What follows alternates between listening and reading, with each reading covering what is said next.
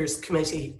Welcome to tonight's Insights lecture, which is given by Dr Maya Goodfellow, and it's titled Hostile Environment, Challenging Anti-Immigration Myths. I'll be back in about half an hour for a live questions and answers session with Maya. If you'd like to ask a question, you can do so by using the drop-down box on your YouTube screen, or you can tweet a question to @InsightsNCL. If you want to tweet about the talk, please use #InsightsNCL. So enjoy the lecture, and here to introduce Maya is Professor Angharad Gatehouse. I am delighted to introduce our speaker for the Insights virtual public lecture. Dr. Maya Goodfellow is a writer, broadcaster and academic, and is currently a Leverhulme Early Career Research Fellow at the University of Sheffield. She appears regularly on BBC and Sky and writes extensively for publications including New York Times, Guardian and Vox. Maya went to Gosforth High School, and after gaining a degree in English literature in June 2011 and a master's in comparative politics in 2013, she went on to complete a PhD at the School of Oriental and African Studies, London University, in 2019. Her thesis focused on race and processes of racialization in UK international development.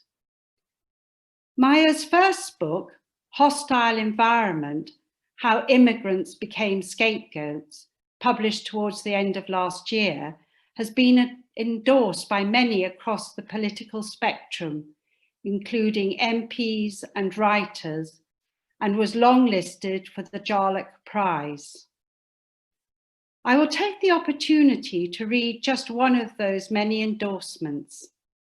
David Lammy, writing in The Guardian, considers Maya's book to be, and I quote, one of the most profound deconstructions of UK immigration policy that exists. He goes on to state that Maya, and again I quote, has proved herself a champion of migrant justice. We would be foolish not to keep listening. Dr. Goodfellow's lecture today is entitled The Hostile Environment, Debunking Myths about Immigration. Given the recent tragedy of lives lost at sea, including the Channel, of those fleeing their homelands in pursuit of a safer and better life, her lecture could not be more timely. Hi everyone, thanks so much for coming to this lecture on the politics of immigration in the UK. I just wanted to first start by saying thank you for the invitation to give this lecture, and to everyone who's been involved in putting it together. I know a lot of work goes into these online events, and so I really appreciate everyone who's worked on it. So what I'm going to do for the next 30 minutes or so is to firstly try and set the existing immigration debate in its historical context. So the history of legislation and rhetoric is covered much more comprehensively in my book, but I want to briefly think about this before unpacking what I map as the two main arguments against immigration: the economic and issues related to the so-called cultural. Finally, I'm going to say a few words about what is happening now in relation to anti-immigration politics in the UK. And the main thrust of what I'm going to argue, or three core things that are underlying what I'm going to argue, is one, that anti-immigration politics has been reproduced by the party political left and right, that is by both Labour and Conservative governments. Two, that anti-immigration politics is interlaced with race and racism. And three, that immigration is not the problem that it's often constructed as. So in order to understand the UK's history of immigration legislation, or at least its relatively recent history, I want to start by talking about Joy Gardner and her life. Joy Gardner was born in Jamaica and grew up in Long Bay, Portland, and came to the UK in July 1987 at the age of 34. She came to join her mother, Myrna Simpson, who had come to the UK from Jamaica in 1961. So her mother had come when Jamaica was still a colony of the UK's, and it would gain independence a year later. So as some of you might know, perhaps because you know anyway, or maybe something that you gleaned from the so-called Windrush scandal, because of the way UK nationality law worked, as someone who lived in a British colony, Joy's mother, like many others who lived in colonies and former colonies, was a British subject or a Commonwealth citizen. And so she, like many others, had the right to move to the UK. This history of movement and rights isn't particularly well remembered. Partly this is because we aren't properly taught about the UK's colonial history. So it's possible to get through the state education system, as I did, without learning about the UK's bloody colonial past, or without learning about the many people who came to the UK who didn't come here as immigrants, but actually came here, as I've said, as citizens and subjects. So importantly for our purposes, under this system, Joy's mother moved to the UK in 1961. But by the time Joy came to join her mother 26 years later in 1987, British immigration law had drastically changed. So from 1962 onwards, Conservative and Labour governments introduced successive pieces of legislation to make it more difficult for people to migrate to the UK. So you'll see from this slide that all of the legislation that has been introduced. And what this tells us is not only that these pieces of legislation were introduced, but contrary to what is often said in the political debate, that immigration is sidelined or you can't talk about immigration, what you find is, as well as being a central topic within the contemporary political conversation, historically and more recently, successive governments have been focused on immigration, have legislated for it. And so it simply isn't true, as is often said, to say that it's not talked about. In fact, the ways that it's been talked about, as we'll discover in this lecture, are often incredibly problematic. And when you look at the legislation, in particular, that legislation, if you in those earlier years, so from the 1962s onwards, what you find is that one of the central issues that the government were most concerned with was race. So though not stated in the laws themselves, the aim was to make it more difficult for people of colour to come to this country. That was one of the major subjects, one of the major concerns at the time, and one of the major things that politicians were focusing on. They wanted to make it more difficult for people of colour to come to Britain. And so as you'll see from this slide, the British Nationality Act of 1981 was one of those pieces of legislation. Until this act was introduced, Joy would have had the right to British citizenship through her mother. But the act, the ground for which was laid by a Labour government, but it was introduced by a Conservative government, meant that she couldn't get citizenship this way. And so Joy came into the country as a tourist and could stay here for 6 months. But after 6 months, she decided to stay. And after much back and forth with the state and immigration officials, including a very brief marriage, deportation attempts and appeals, Joy was trying yet again to find a way to stay in the country. A country where her mother and much of her extended family were, and also a country where she now had children. But then, according to her lawyer and reports at the time, with no prior warning, on Wednesday the 28th of July 1993, a group of police came into Joy Gardner's flat to deport her. A flat where she was with her 5.5-year-old son. But she had absolutely no idea they were going to come. At the time, she still believed her attempt to stay was still being considered. And the Home Office had deliberately not told her or her lawyers that this was going to happen, so she couldn't seek their advice and had no clue prior to these people coming to her flat. And so in the summer of 1993, a few months after Stephen Lawrence was killed, they turned up at her home unannounced. There was a struggle, and they bound Joy so tightly and with such force in front of her young son that she was suffocated, and she died a few days after. Reportedly, one post-mortem examination said the cause of her death was oxygen being cut off to her brain. 3 police officers were tried on manslaughter charges in 1995. They were all acquitted, and there was never an inquest into Joy's death. Her family have been campaigning and waiting for justice all of this time. In an interview for the collection Mother Country, Real Stories of the Windrush Children, edited by Charlie Brinkhurst Cuff, Joy's mother urges us to remember Joy as a student, as a mother, as somebody who was studying media. Joy wanted to be a journalist, she says, before her dreams were cut short. This is not a case that is well known. When I've spoken at other public events prior to the pandemic, I've asked the audience if they know of Joy Gardner and what happened to her. And there's never more than a handful of people who raise their hands. And as well as being absolutely horrendous for her family, I think this tells us in part something about the normalization that occurs around violent border control. The things that are done in the name of controlling borders, and particularly how that impacts people who are racialized as other, Black and brown people. People like Joy Gardner and Jimmy Mubenga can be killed through immigration enforcement. Others can die trying to get to countries like the UK and trying to navigate impossible to cross borders. And often it's seen as some kind of inevitability or an unhappy accident in an otherwise necessary system. But this is the human outcome of immigration policies and bordering. In many ways, is the predictable outcome of these things. But it also shows us the problem with this term illegal immigrant or illegal immigration. It's something that is really, really regularly used in the political debate, and it's often used to justify very restrictive policy. So what happens is this term problematizes people. It assumes that they are bad, that they are wrong, and that therefore they are the deserving of harsh forms of treatment. But what Joy Gardner's life and death shows us is that people who are undocumented are just that. They are people. Their lives, their cases, the ins and outs of why they've become undocumented is more complex than the label illegal will ever allow. And what happened to Joy Gardner also shows us one of the many ways illegality is created. But what this also shows is that this country's hostile environment didn't begin with Theresa May and the coalition government, and neither did it begin with Brexit. To say that hostility didn't begin with these moments doesn't mean ignoring the suffering and damage caused by the hostile environment. And it doesn't mean suggesting that what is happening now is exactly the same as what's come before. Immigration policy and discourse and the impact they have shifts, producing different forms of marginalization, discrimination, and racism.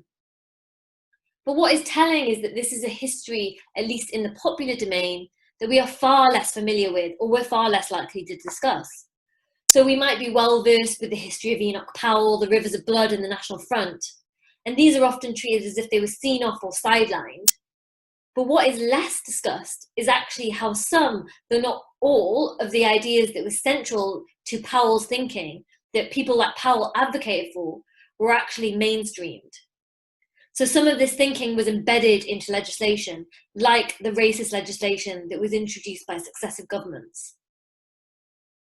And this matters a lot because this history of racism and immigration enforcement is essential to grasp in order to understand our contemporary immigration system and debate.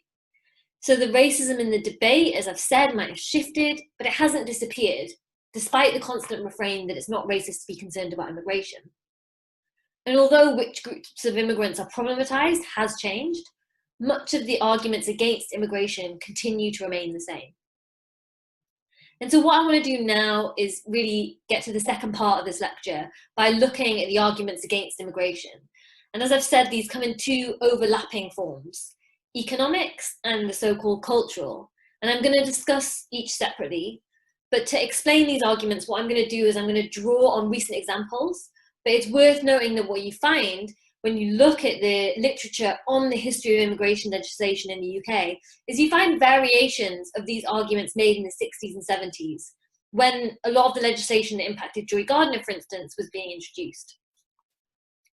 So as I've said, the first thing we're going to focus on is economics. And I'm sure you're all well aware of the notion that immigration is bad for the UK economy. But a really good example of this argument and how it's articulated was made in September 2017 by then Theresa May, who declared in the House of Commons, "There is a reason for wanting to control immigration. It is because of the impact that net migration can have on people, on access to services and on infrastructure, but crucially also because it often hits those at the lower end of the income scale the hardest." Now, these arguments do come in different forms. The idea that immigrants are once paradoxically taking jobs while at the same time coming to scrounge off the state. They are taking nursing and doctors' posts while supposedly being at the front of the queue for the NHS and putting a strain on public services. And the thing is that we know this is all patently untrue. Immigration doesn't drive down wages and it isn't a causal factor in low pay. Immigration isn't a reason for our underfunded public services. people moving to the UK don't create the conditions where people already living here are exploited. But the other issue is this focus on economics is part of a broader argument that claims that it's largely working class people, a group the political class often depict as entirely white, are the people who have the issue with immigration. So this allows politicians who have implemented policies that cause economic degradation, that increase inequality, and that impact the working class in negative ways to claim that they care about this group of people.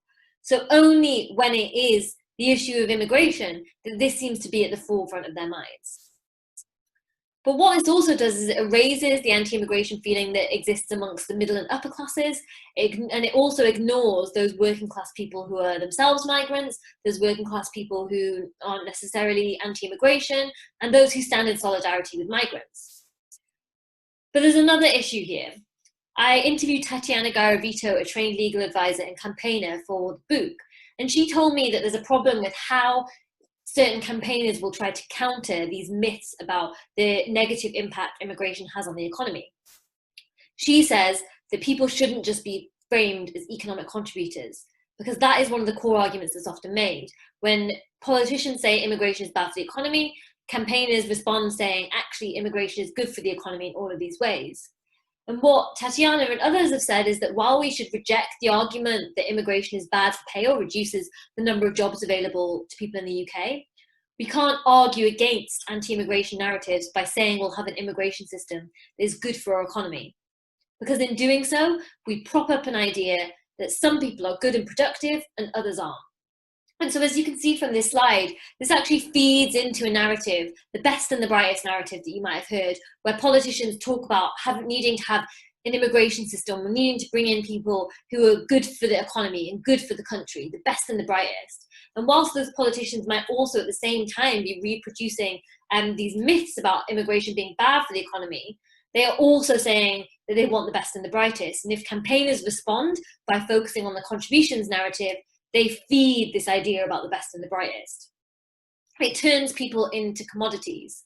And it also feeds into a broader understanding in the UK, whereby people at large are divided up into the skilled and the unskilled, the people who are productive and the people are not. That is probably best encapsulated by the incredibly regressive narrative from the Conservatives of the strivers and the skivers. This is work that Robbie Shilliam has written extensively about and is worth reading his work on this, but really it suggests that some people are lazy and others are not, and therefore your access to what you can gain from the state should be decided on these terms. But the other problem is, I think this has been best exemplified during the first lockdown. So there was a momentary recognition that many of the people who've been dismissed as low skilled were actually key workers. And although this hasn't translated into any kind of meaningful shift or improvement of pay and conditions, there's been no material change for the people who are key workers, but there was this recognition. But part of this was about recognizing that many of these key workers weren't born in the UK. And so one of the campaigns that came from this was a campaign to end the NHS immigration health surcharge for health and care workers. This surcharge essentially means immigrants have to pay twice over for the NHS. So as everyone else does through taxes and national insurance contributions, but then again through this surcharge. And this campaign was eventually successful, but what we have now is a situation where all other migrants have to pay because the campaign demarcated who was useful and good, so they shouldn't have to pay, and everyone else who didn't fall into this still has to pay. So this really highlights for us the problem with the contributions narrative, how the contributions narrative can feed into policy, and how it means that some people are being impacted by negative asylum and immigration policy now. And so what we know is just a matter of weeks ago, the NHS immigration health surcharge increased to £624 a year. The campaign now should be to end the immigration to health surcharge for everyone, not just for certain groups that are deemed to be suitable. But the other issue with how this is talked about is the term economic migrant. This has become really commonplace. You've probably heard it, you might have used it yourself. And this is often used to refer to people who might move here, quote unquote, legally, but are seen as illegitimate. And this is a very racialized and class term, as this image suggests. So though this might change with Brexit, it's less likely, it seems, that this term would be applied to, say, a white French financier, as this image depicts. This is racialized, but it's also classed. But as well as recognizing this, we should really burrow down into what it's doing. What is the work that it's doing in the immigration debate? We currently live in a world where capital can move with relative ease, but the movement of people, or at least the movement of some people, is considered a problem. Or in other words, unless it's sanctioned and controlled by government, movement is considered dangerous in the hands of the poor or people racialized as a threat. And so if people are moving for economic reasons, even though this isn't often the only reason for them moving, they are more than just their economic decisions, we should be asking why. And so as Jason Hickel's work shows, this is structural. The UK as a whole, though not internally, if you look at inequality within the UK, but the UK as a whole currently benefits from a deeply unfair global economy. A deeply unfair global economy that has its roots and is the legacy of colonialism and extraction.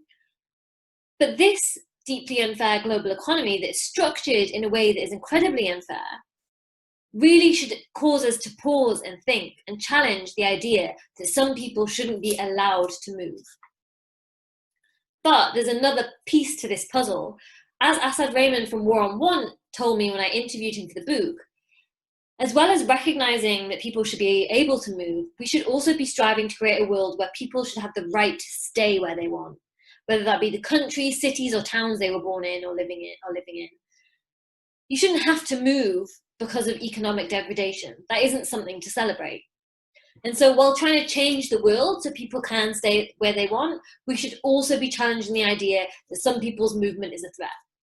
And this can be achieved by showing that it's borders that are the problem, not the people that are trying to cross them.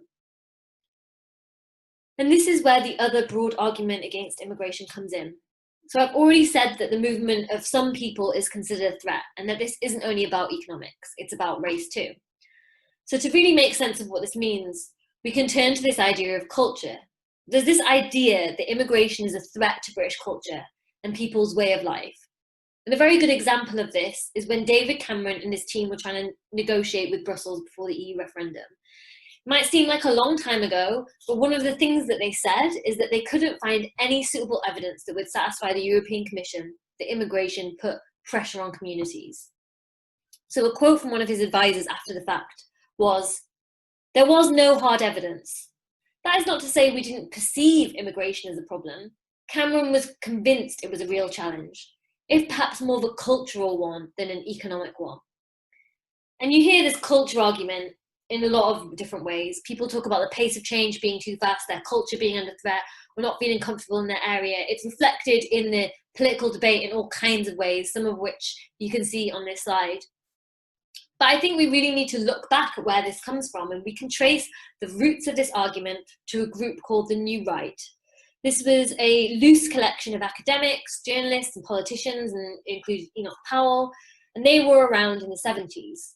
They rejected scientific racism, and they said that they didn't consider themselves better than people of colour, just culturally distinct. And so this thinking predated this group. You can find these cultural arguments that are racially encoded in Empire, but it really took off as an argument against immigration in the 70s. What these people said is that people of colour coming from countries all over the world were culturally incompatible with the UK and would threaten UK culture if too many of them came here. This is what scholars at the time called the new racism. So to make sense of this relationship between the cultural arguments and race, we can look to the great cultural theorist Stuart Hall. So Hall defined racism as grounding the social and cultural differences which legitimate racialized exclusion and biological differences, i.e. in nature. So we should understand race as socially and politically constructed, and then we can understand racism as situating racial difference in natural differences and being used to justify different forms of exclusion, different forms of legislation like the kind that we saw that impacted Joey Gardner. So this, Hall said, manifested in two different ways that he called racism's two logics. So one is a biological racism that I've said the new right rejected, and the other is cultural differentialism, which captures the cultural arguments in the immigration debate.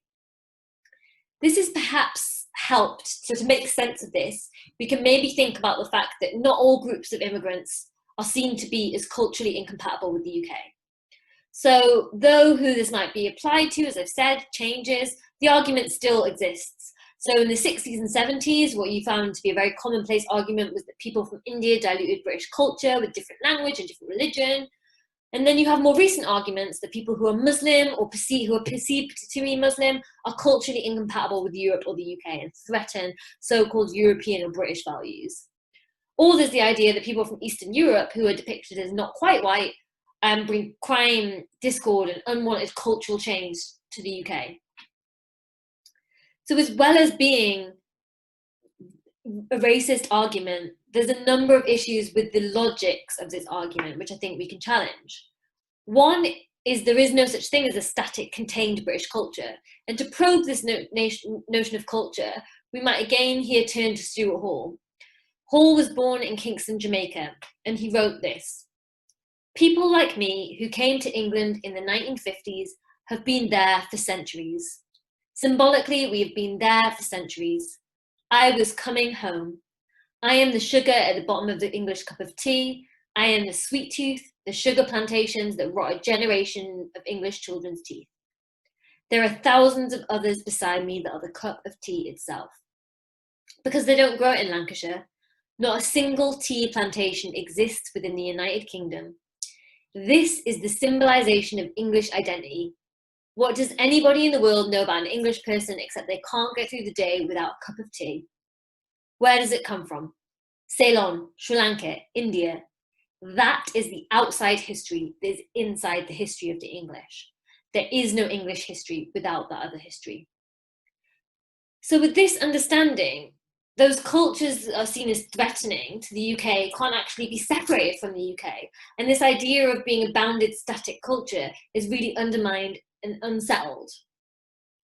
But one of the other core issues for me with this argument about culture is how it's framed.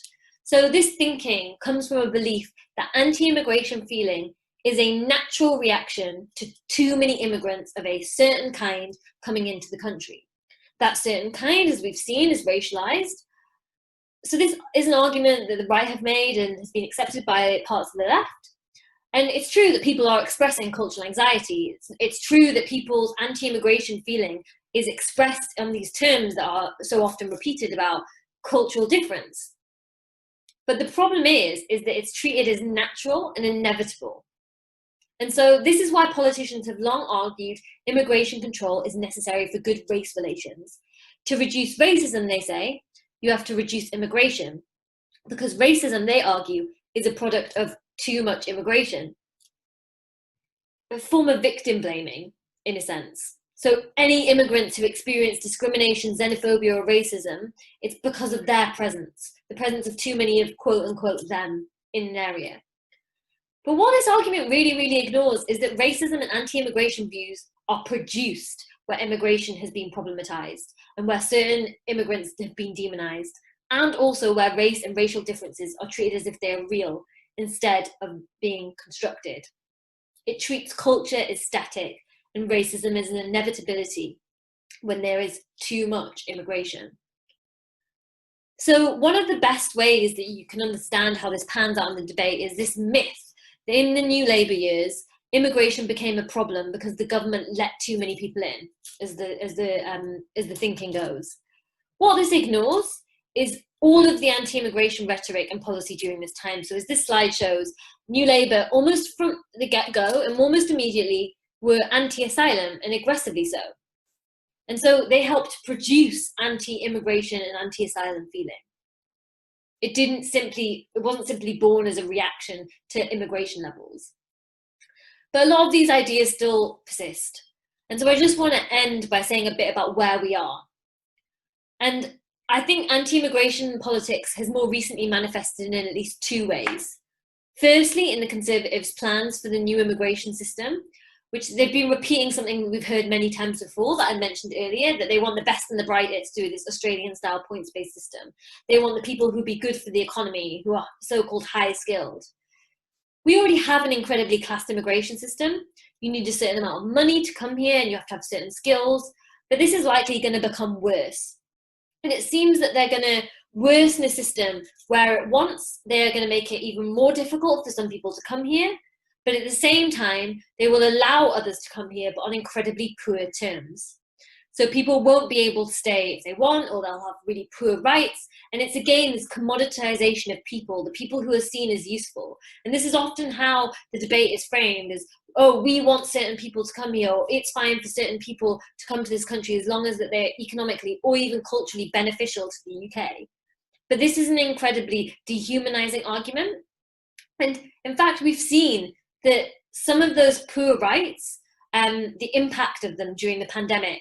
So many people I've interviewed during the pandemic, because of their immigration status, aren't able to access financial support. They have no recourse to public funds attached to their visas, which means they have to risk their lives to continue to go out and work or stay at home and risk their livelihoods. I've interviewed people who've been scared to access healthcare in the middle of the global pandemic. And this is why rights for everyone should be equal and should be decent, as opposed to deciding the rights that people can access upon their perceived contributions to the country. But the other, which you'll see on the slide in the Priti Patel headline, the other big thing that's happened is this major moral panic over asylum. So this government can make things much, much worse for people. But it's worth noting that a lot of this rhetoric is reheated from the New Labour years. So as the previous slide suggested, this anti-asylum rhetoric isn't new. In fact, it was New Labour who stopped people from being able to work while they were waiting on their asylum applications. And it's worth burrowing down into exactly the arguments that are made defending this incredibly punitive asylum system. Politicians argue that people come to the UK because of pull factors. So things like the welfare state, or state support, or being able to work. And so that's why governments say they need to implement harsh restrictions to stop people wanting to come here, to stop the pull of these certain things that they know they'll be able to access. But there is absolutely no evidence for these pull factors. Even a Home Office report in the New Labour years showed there was no evidence for them, that people decide to come to the UK for all kinds of reasons. They are people like the rest of us, and their decisions are fed into by all different kinds of factors. And they simply don't know a detailed amount about the asylum or immigration system before they arrive in the UK. And so it's again quite a dehumanizing argument, assuming that people are out just for what they can get, and not even questioning why, if that were the case, what their lives must be like if that were to be true. But the other issue is there's this idea that only some people are genuine refugees and the rest are classed as so-called illegal immigrants. There's a lot of problems with this that I don't have time to go into, but it's worth saying that one of the problems with this is it doesn't recognise how strict the asylum system is, the hoops you have to jump through to prove your eligibility. So just because you're rejected for your asylum application, it doesn't mean that you are an so-called illegal immigrant or a so-called bogus asylum seeker. And this is really proven by the rates of success when people appeal their cases. But it also means dehumanizing whole groups of people who fall outside this category of refugee or asylum seeker. And we see this problem, we saw this problem in relation to Joy Gardner. This argument around illegal immigrants needs to be rejected because of how deeply dehumanizing it is. But I suppose I just want to end by saying that one of the core arguments of this lecture and of the book is really that ultimately, contrary to what has been said for decades within the UK and contrary to what political discourse so often says, it's not immigration that is the disruptive, dangerous and damaging force in the UK.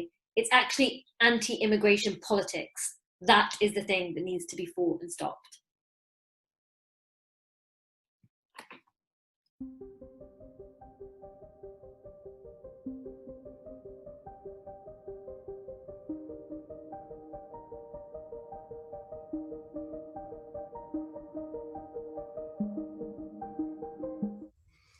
So Maya, thank you very much for a really, really fascinating lecture. It was really interesting and I loved your slides.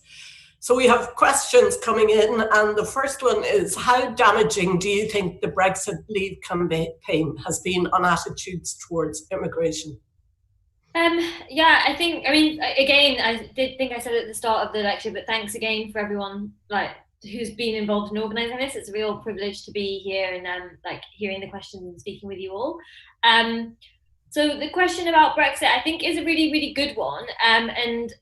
So as I sort of said in the talk, it's really important to understand that much of this hostility and much of the racism and xenophobia didn't begin with the referendum. But I do think it's quite important to understand that the Leave campaign in particular had a very particular message that it sort of reproduced in terms of it often focused on Turkey as this country that would bring lots of criminality to the UK, that Turkey was going to join the EU, these really, really racialized ideas about who is a problem. And evidently bound up in all of that is a very, very Islamophobic sort of sentiment underlying a lot of these messages. It was never, to my knowledge, explicitly articulated, but was a central part of that campaign. But I do think it's also worth noting that some of those key Remain politicians, if you like, people like David Cameron, had spent years prior to the referendum reproducing all kinds of anti-immigration feeling. You know, he talked about people in Calais as swarms, and oversaw obviously the introduction of the hostile environment policies.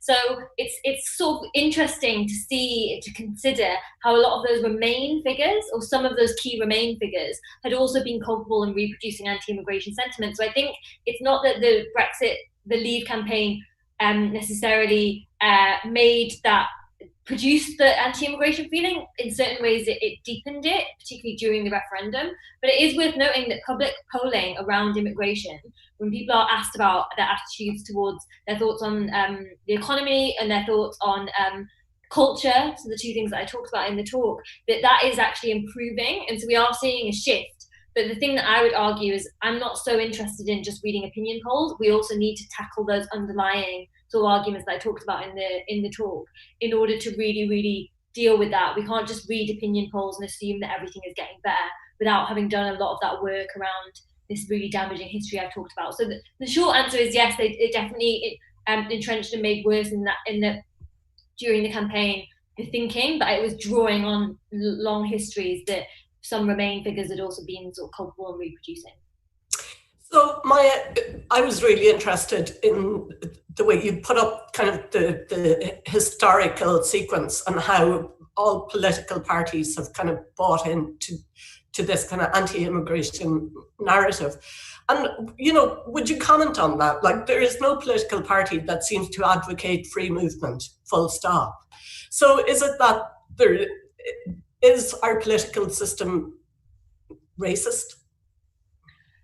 Yeah, I think it's really important to unearth that history and that more recent history as well, because often it's sort of assumed that some parties are pro-immigration and others are anti, but that history is way more complicated. And what you find, or what I would probably argue, is that you do find some politicians advocating for free movement more strongly after the EU referendum, which is sort of a problem because you've already that referendum has happened, but also it only really some of those politicians only really focus on EU freedom of movement, which again sort of brings with it racialized connotations. Evidently, Europe is not entirely white, but that sort of the image that's conjured up when that defense of free movements is being made is, I think, often does have these sort of racialized undertones and doesn't go to a much more broader picture of looking at the rest of the world and why the many reasons why people might want to move. And so obviously there have been some politicians, individuals who have advocated for immigration, for a more pro-immigration message. But the problem really is that the sort of dominant narrative from most of our political parties, and particularly the two main political parties, has been playing into some form of anti-immigration sentiment. It changes over time how that looks, but the fact that there is consistently a group or groups that are problematized it's sort of telling about how deeply entrenched this thinking is about immigration being a problem to be managed. Mm-hmm. Thank you. There's a question here from Ruth saying, thanks, Maya, that was great. I love your book. And she's wondering if you have any thoughts on who might work in the low-wage sector of the UK economy in the future.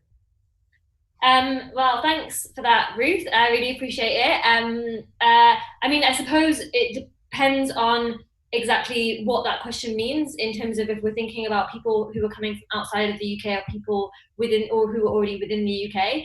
The thing that I tried to sort of explain a bit in the talk in relation to the immigration system, I think that is certainly very plausible to argue that what we can increasingly see, it is likely that we'll increasingly see, is the government moving towards, as they've said with their points-based immigration system, increasingly moving towards even more of a system whereby they do have people come from abroad, people who happen to be born in other countries, people they would call immigrants, people they would call low-skilled, coming in to do a lot of this, bring these people in to do a lot of these low-paid and jobs where people often have very, very poor rights. And the reason why I think that is both because that's partly what the points-based system will help to facilitate, if it even is a points-based system. That's a sort of slightly different debate, but the system they seem to want to introduce will likely entrench an already unequal system whereby people's rights are related to their perceived skills and what their jobs are. And so that means there will be people who there's already deportable populations, but that likely will increase, and that will potentially be an intentional thing. But the other reason why I think that there will be this increasing focus is because we live in an aging society, and we already don't have people to do the jobs that are needed in society. If you look at the care sector, for instance, what you find is it's not only, the arguments often, oh, it's just the British people won't do these jobs. It's not only that, it's also that if you look at the demographics, if you look at the population, there just aren't the people to do a lot of this work. And so I don't advocate for a system where people can be brought in and exploited at will. But I do think it's worth recognizing and noting that there's been this sort of false narrative that immigration is a problem for the labor market, whereas actually the labor market, one of the problems for the labor market is this aging society, aging demographics that we have in the UK, and the fact that there aren't people to do the jobs. And so it could be that as well as creating this sort of attempting to create this exploitable system, there might be a big scramble if immigration numbers significantly reduce in the coming years, of actually wanting to attract people to come to the UK. So I think those myths won't necessarily die, but we might see a shift in how the system works in response to that issue with the labour market. Great, thank you. A different Ruth has asked, do you feel any hope that there's a possibility of changing attitudes that are so entrenched and built on colonial sentiment? Yes, I do. I think there's two things. It's quite tempting in the moment that we're living through, and sort of understandable that people will feel like it's not possible to enact change. I mean, things are bad for a lot of people, and we don't want to ignore that material reality. But for me, the things that I look towards are younger people, and those people who are, I mean, we now have at the University of Manchester, I believe, like people occupying buildings because they've been forced to pay rents and accommodation they never should have been made to go to in the first place, or encouraged to go to in the first place. And there really is this big understanding amongst so many young people that I talk to, but also if you look at some of the campaigns that exist, there's things like the Black Curriculum, which is advocating for teaching Black history in our schools throughout the year and not just sort of passing it off into this 1 month, and recognizing that Black British history is also British history. And so I do feel a lot of hope about that. Last September, I went on one of the climate strikes, and one of the youth climate strikes, and there was so many young people connecting the dots between colonialism, imperialism, racism, and the climate crisis. And so I feel a lot of hope for that, but I also would say maybe I should have answered started with the negative and ended with the positive in my answer. But I suppose the thing that I would say is that the hill to climb is large, in particular with anti-immigration sentiment. It's decades and decades and decades of anti-immigration narratives bound up with those colonial narratives and those racist narratives that I talked about. They're all sort of inseparable. And if you're thinking about stuff like the climate crisis, in a lot of ways, what needed to happen years ago. So there is a big issue about not only the political will, but how you unpick some of these things, some of these narratives that exist, and change the system for the better. But I do think that I've got a lot of hope about younger people who are hopefully going to do that for us. So the last question we have time for comes from John, who wants to know what you think the UK's immigration policy should be in 2022. It's a very good question, and I suppose we don't totally have enough time. And I mean, I think it's one that a lot of work also needs to be done on to think about what this would look like. But there are some very simple things that government could do to make the immigration system less bad. So I think you can have a dual project. One, trying to minimize the harm that is done by the immigration system, and then two, trying to reimagine the way that we understand borders and what bordering is and does, and the fact that, you know, so many of us can quite easily move across borders, but for large parts of the world that isn't the case. And I would quite like to see a world in which that was the case for everyone, and we began to unpick this narrative of borders being necessary for supposed safety, whereas actually they cause a lot of violence. So that's sort of the horizon, that's the longer term work that needs to be done. But in terms of for 2022, what could immediately be done with the UK's immigration policy? They could reduce the fees. You know, I interviewed so many people who had to scrape together the money to navigate the immigration system. If you remember, so the NHS surcharge that I talked about in the talk, that's just one of many fees that people have to pay in order to try to regularise their status. End the hostile environment in its entirety. That would be, without a doubt, I would do that immediately. It is causing so much harm, particularly during this pandemic, to so many people who are scared to access healthcare, who are undocumented for all kinds of reasons and don't have any financial support. I would also make the system much easier to navigate. I would introduce legal aid again so that it's properly there for people. And so I think there's also a subsidiary question to this one is, with the channel crossings that we're seeing at the moment, I would make it far easier for people to get to the UK instead of penalising people and making it impossible to cross borders. I would make it so that people could get here very easily, and there wasn't this culture of suspicion that often sort of that structures the entirety of the asylum system for a lot of people. So there's a number of different things. Those are only really, for me, the starting points. I think, as I said, beginning to unpick the logic of borders and thinking about the fact that why it is that if you are poorer, it is harder to move around the world. If you are racialized other, why it is that it's harder to move around the world, and thinking about how this sort of racialized and class nature of our immigration system is embedded in our bordering systems too. So, Dr. Maya Goodfellow, thank you very much for a really excellent lecture. So you'll just have to imagine the kind of virtual applause that's going on.